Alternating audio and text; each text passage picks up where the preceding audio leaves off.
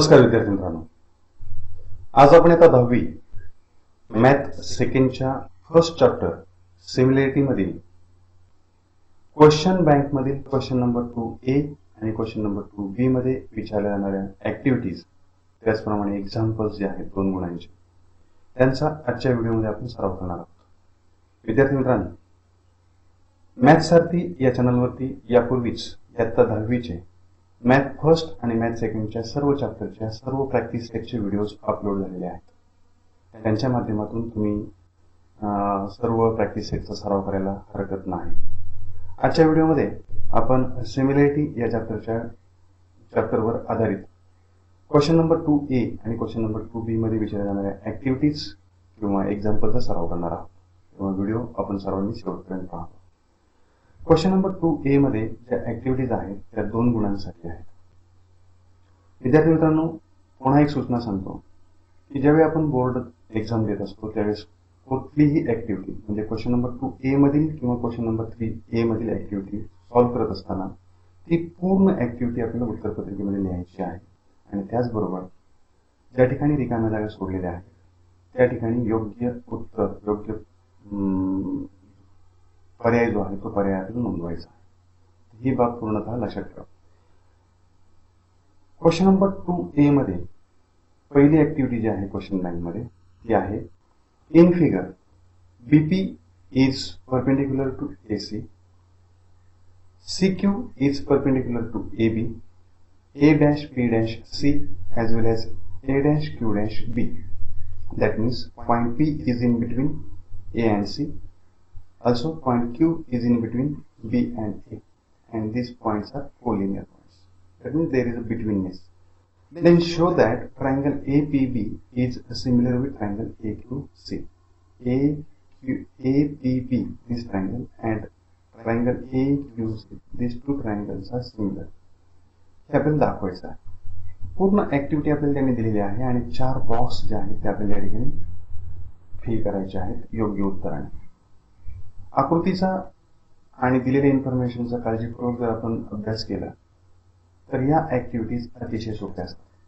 Solution मध्ये first statement काय दिले पहा. In triangle APB and triangle AQC या 2 त्रिकोणांमध्ये angle APB is equal to dot dot. This is equation number 1. What is the measure of angle APB? we have given the information BP is perpendicular to AC. BP हा AC ला लंब आहे. That means measure of angle APB, it is 90 degree. This is our first answer.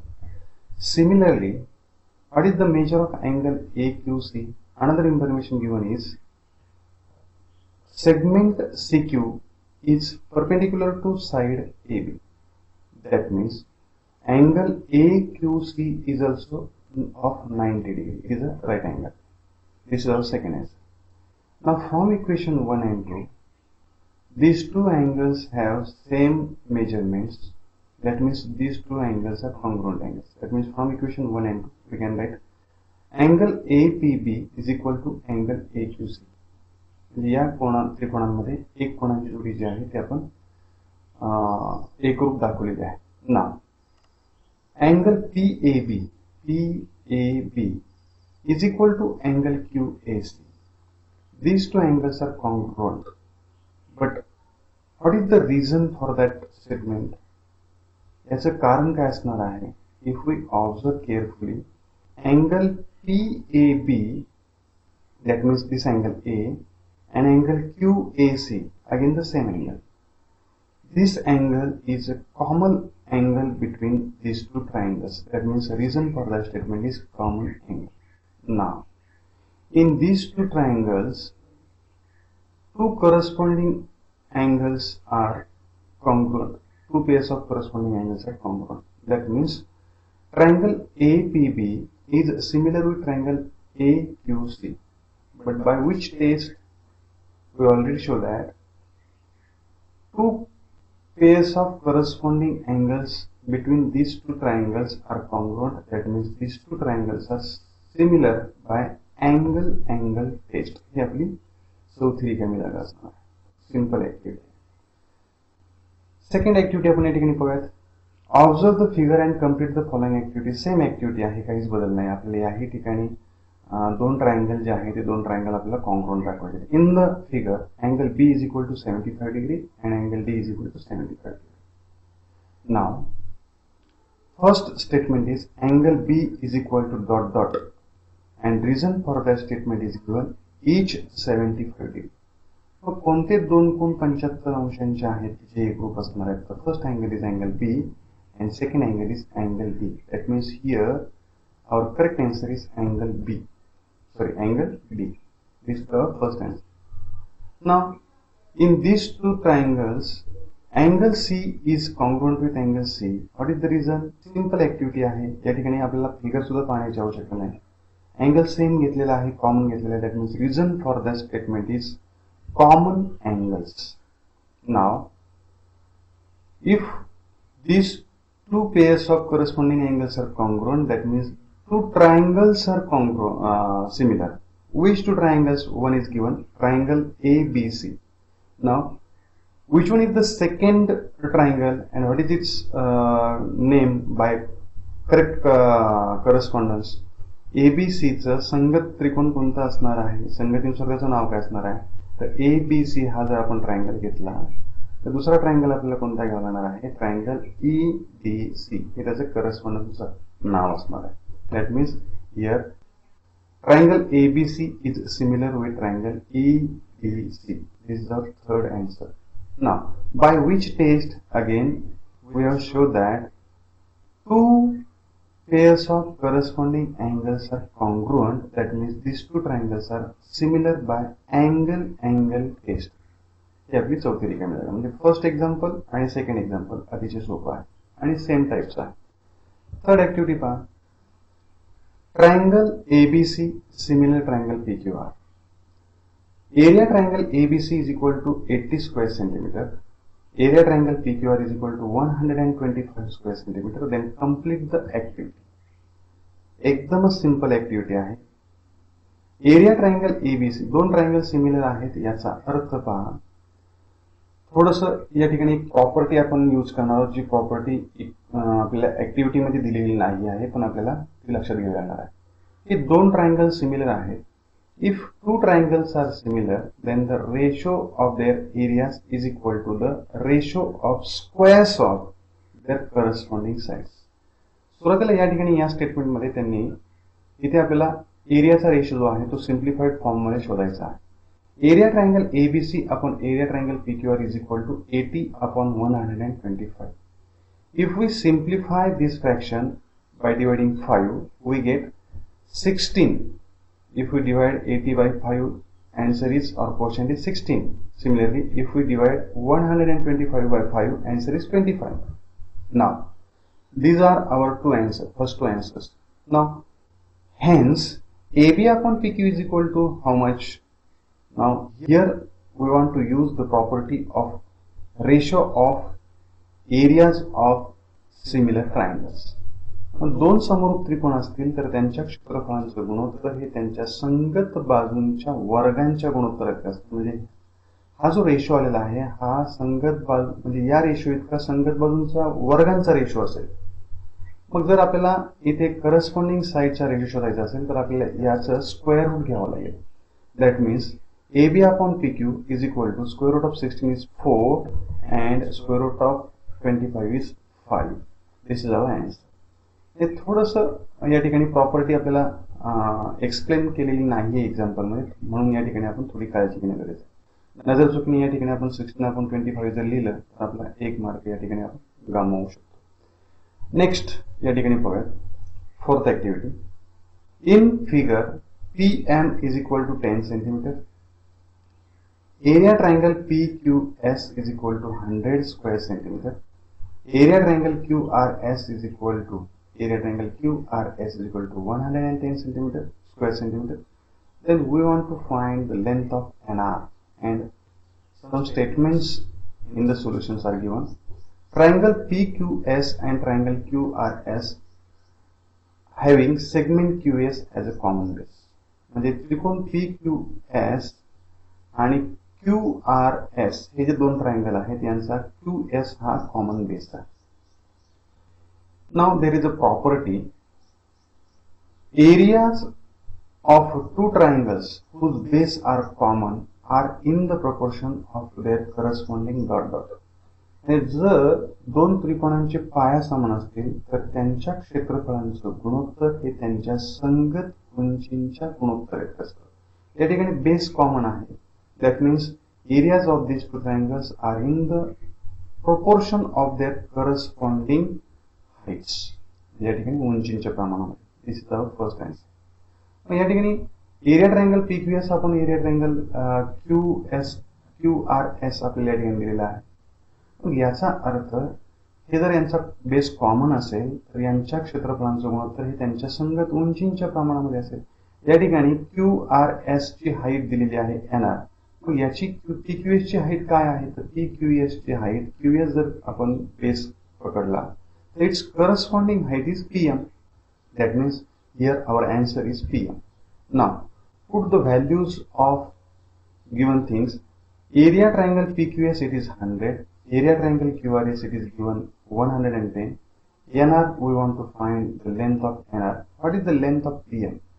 Length of PM it is given, it is 10 centimeters. Therefore our third answer is here 10 centimeters. If we take a cross multiplication, then we get NR into 100 is equal to 110 into 10. आणि जेव्हा आपण याचं cross multiplication करून 100 पुन्हा transfer करू त्यावेळेस आपल्याला NR ची जी हाईट आहे ती लेंथ जी आहे ती लेंथ मिळणार आहे 11. म्हणजे एनआर ही क्यूआरएस या ट्रायंगलची जी हाईट आहे ती हाईट आलेली आहे 11 सेंटीमीटर. Simple activity. या स्वरूपातल्या ऍक्टिव्हिटी सिमिलरिटी या चॅप्टर मध्ये आपल्याला विचारल्या जाणार आहे. यांचा सराव काळजीपूर्वक करणं गरजेचं आहे. कुठल्याही चॅप्टरवरती ऍक्टिव्हिटीज असू द्यात आपल्याला बहुतांशी बरीचशी इन्फॉर्मेशन आपल्याला त्या ऍक्टिव्हिटीच्या इतर स्टेटमेंटमध्ये दिलेली असल्यामुळे आपल्याला सहज सगळ्या ऍक्टिव्हिटी सोडून त्यांचे पूर्ण मार्क आपल्याला मिळवता येणं शक्य आहे. आता क्वेश्चन नंबर 2B मध्ये 2 गुणांचे कोणते प्रश्न आपल्याला विचारले असतात? Let us see that. Question number 2B, each of 2 marks. प्रत्येक एक्झाम्पल हे 2 मार्कांसाठी आहे. फर्स्ट एक्झाम्पल आहे, in figure AB is perpendicular to BC and DC is perpendicular to BC. If AB is equal to 6 centimeters or 6 units and DC is equal to 4 units, then we want to find area triangle ABC upon area triangle BCD. या प्रकारचे एक example आपण activity मध्ये अभ्यास केला आहे. These two triangles are with common base BC, and if two triangles have common base, then the ratio of their areas is equal to the ratio of their corresponding heights. He property आपण या ठिकाणी use करणार आहोत. Segment BC is a common base of triangle ABC and triangle BCD. म्हणजे या दोघांचा सामायिक पाया BC असल्यामुळे यांच्या क्षेत्रफळांचं गुणोत्तर हे त्यांच्या संगत उंचींच्या प्रमाणामध्ये असणार आहे. म्हणून या ठिकाणी आपण प्रॉपर्टी लिहूयात. Ratio of areas of two triangles with common base is equal to the ratio of their corresponding heights. That means area triangle ABC upon area triangle BCD is equal to ratio of their heights. That means height of triangle ABC is AB and height of triangle BCD. If we consider base BC, then its height it is CD. Therefore AB upon CD. Now values of or lengths of AB and CD are given. That means area triangle ABC upon area triangle BCD is equal to length of AB is 6 and length of CD is 4. Simplify this fraction. That means we get area triangle ABC upon area triangle BCD is equal to 3 upon 2. This is a simple answer or simple example.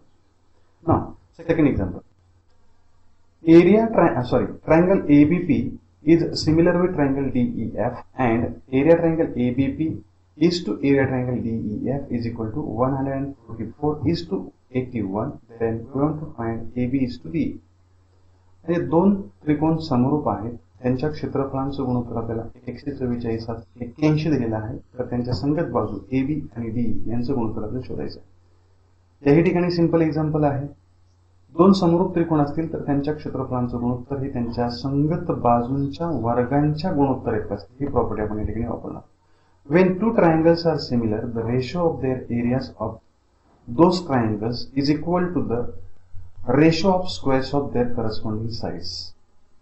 पुन्हा एकदा सांगतो, म्हणजे जेव्हा दोन त्रिकोण समरूप असतील तेव्हा त्यांच्या क्षेत्रफळांचं गुणोत्तर हे त्यांच्या संगत बाजूंच्या वर्गांच्या गुणोत्तर इतकं असतं, हे लक्षात ठेवायचं.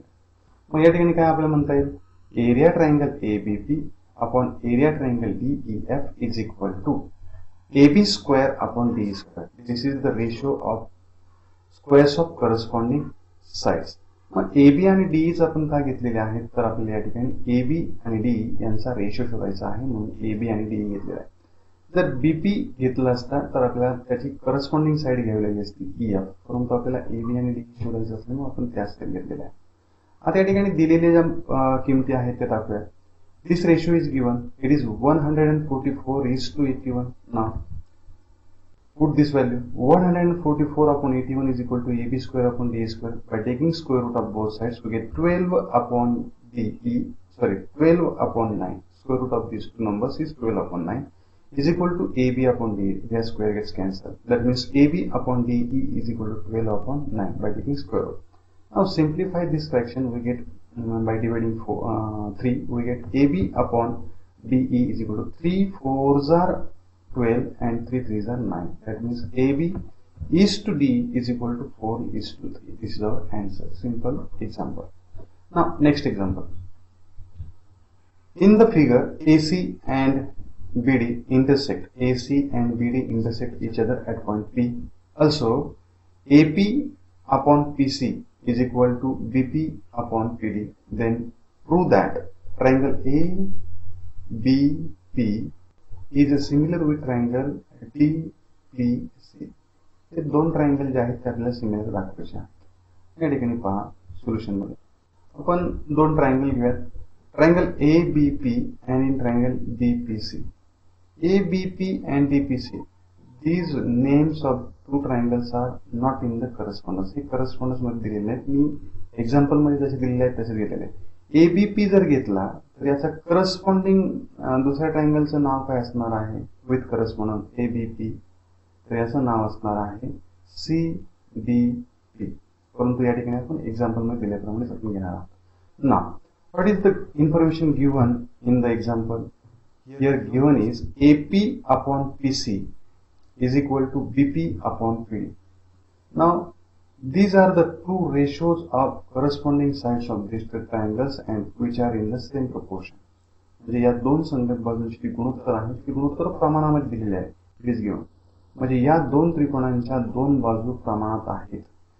Two corresponding sides of these two triangles are in correspondence. Now, another information we want here is angle APB and angle DPC. These two angles are vertically opposite angles. Vertically opposite angles are congruent with each other. This is the property of vertically opposite angles. Now, right here, angle APB is equal to angle CPD because these are the vertically opposite angles.